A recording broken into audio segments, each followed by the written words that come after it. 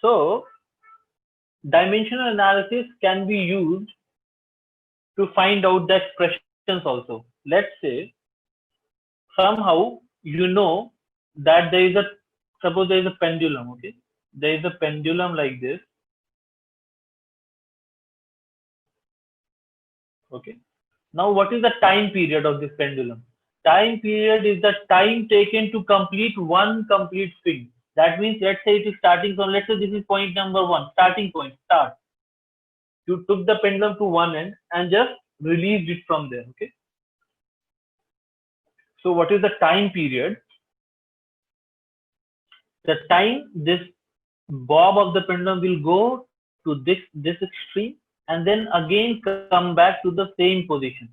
This one oscillation time, one complete oscillation time is known as or called as one time period. Okay, the time taken to complete one complete swing. Okay, that is one time period. So now, if we have to find an expression for the time period, that okay, what should be the expression to get the time period? By experiment, okay, we see that whenever we change the length, the time period is something else. When I took the length to be, let's say, L1, the time period was something else. And if I took the length to be something else, let's say L2, the time period, the time to swing one complete revolution, one complete oscillation was something else. So now I know that the time period is actually what? Time interval, right? So the dimension of time period is actually what? Time, right? So the dimension of time period is that of time, right? That is t. Okay, it is time. Time interval will have the same dimension as time, right? Delta t t. Fine. And so from here I know that the time period is proportional to the length. The time period is proportional to the length of the pendulum. This is one information, let's say I have. Okay. The other information by experiment, if I have that the time period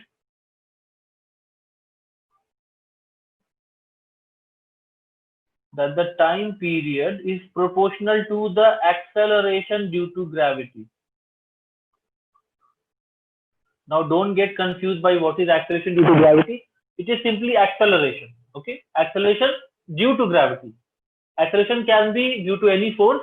It is due to gravity. Gravity is a force, so the acceleration caused due to gravity. So this is acceleration. Okay. Now the time period,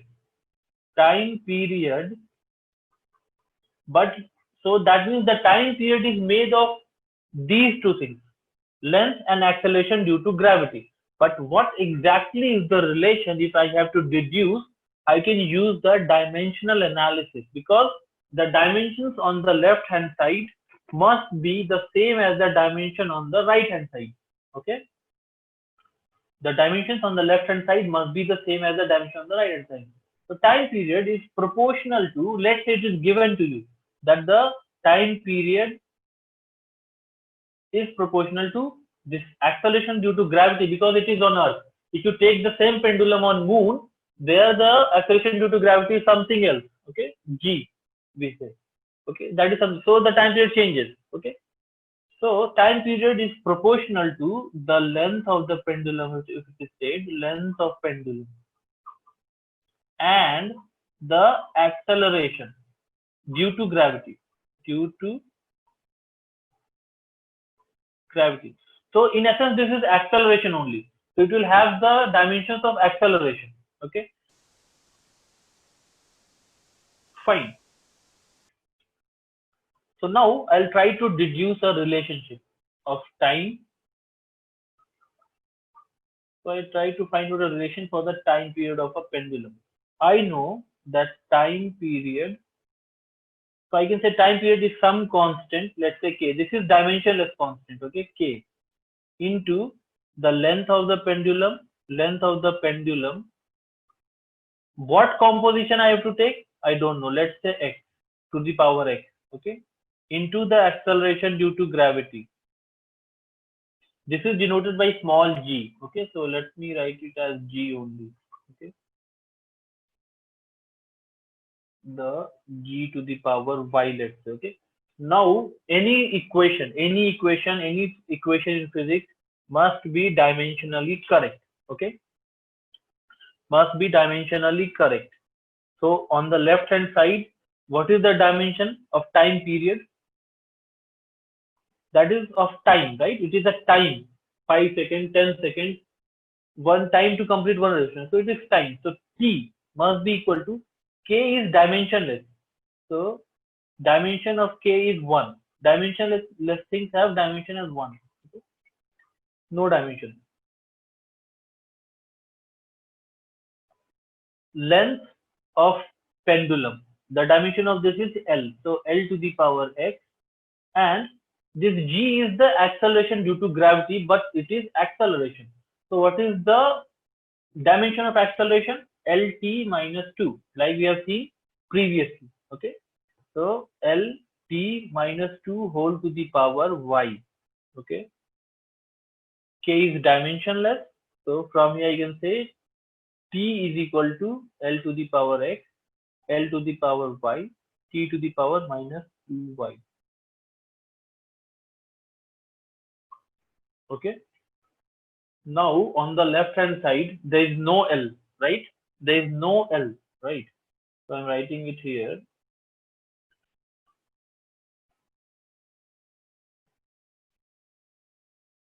T is equal to L x plus y, and then t to the power minus 2. Now I know x plus y is equal to 0, okay, because it is L to the power 0, 1, and minus 2y is equal to t to the power 1. So this is 1. So y becomes minus half. So from here I can say x is equal to half, right?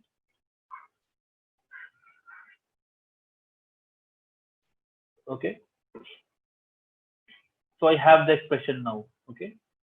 X x's value is half, y is minus half. So time period is some constant k, L to the power x is what? Half, y is L t minus 2 minus half.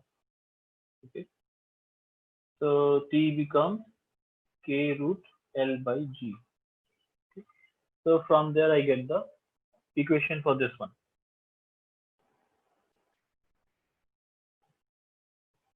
Okay, I'll give a question for NEET from NEET. Okay, so a quick question. Okay, so now in this question, it is assuming that, let's say, like we have the defined fundamental quantities list that of 7. Let's say that was not the list of fundamental quantities, and let's say force, velocity, and time. I treat these as our fundamental quantities. Then what should be the dimension of mass? Okay, so just because you are assuming that force, velocity, and time be my fundamental quantity, that doesn't change the relationship between the physical quantities. Okay, this thing that you have to keep in mind. Okay, the options are F, V, T. So the dimensions we always write in terms of fundamental units, fundamental quantities, right? In this question, they are assuming that force, velocity, time, let's say, they be the fundamental units, quantities. So then what should be the dimension of mass? Okay, the relationship between the quantities do not change.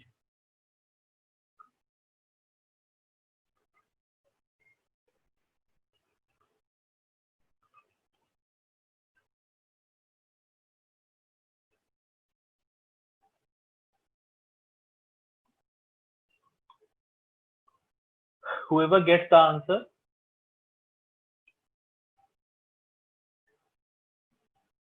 Okay, I have one answer. It is D, as per Sandeep Sunil. We'll see. I don't know yet the answer, but we'll see. Anyone else, if it is he is getting any answer, you just write me. Okay. Any other answer? And like this question only, I'll write the next question of NEET only, like this only. Okay. So the two questions that we'll be seeing now, they are related. of the same kind. So quickly give me the answer. It is not a long question. So give me the answer fast. The relationship is not changing. Okay, so I'll write the relationship also. Force is equal to mass into acceleration. Okay, acceleration is equal to change of velocity by time. Okay, so using these two relations you can tell. Sir, it's C option, sir. Okay, so you are saying it is C. Someone Yeah, is C. saying D. Okay, let's see. We'll see. Any else? Anyone else? Any other answer?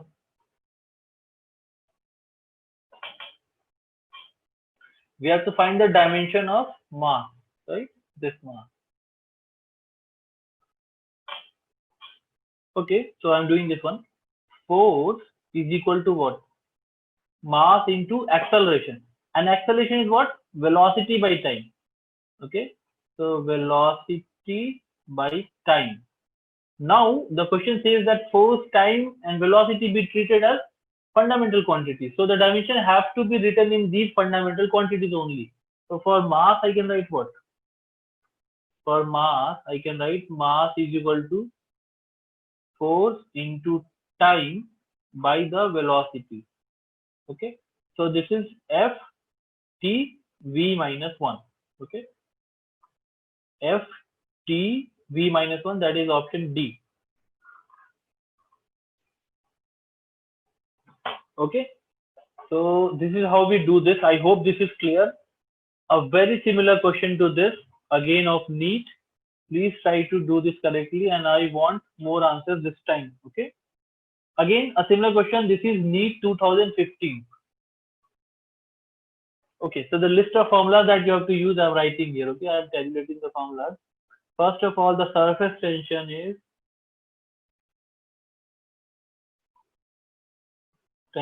is given by force upon length. Force upon length. Okay. Energy force into length. Okay. What else is there? Velocity, you know, length upon time. Fine. Okay. So basically, these three relations would be sufficient, I think, to find the answer. Quickly, whoever gets the answer, please write me the answer.